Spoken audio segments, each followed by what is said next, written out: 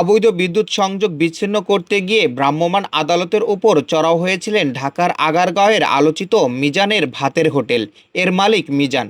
ভ্রাম্যমাণ আদালত যখন তার দোকান থেকে অবৈধ সংযোগ বিচ্ছিন্ন করার নির্দেশ দেন তখন তিনি বাধা দেন। এক পর্যায়ে পুলিশের সাথে তর্কাতর্কিতে জড়িয়ে পড়েন। বাকবিতণ্ডের এক পর্যায়ে পুলিশের গায়ে বোতল থেকে পানি ছুঁড়ে মারেন মিজান। অভিযোগ উঠেছে বোতল থেকে ছোড়া পানি কিছুটা ম্যাজিস্ট্রেটের গায়েও পড়ে, যার পরিপ্রেক্ষিতে ম্যাজিস্ট্রেট 15 দিনের কারাদণ্ড দিয়েছে ভাতের ব্যবসায়ী মিজানকে।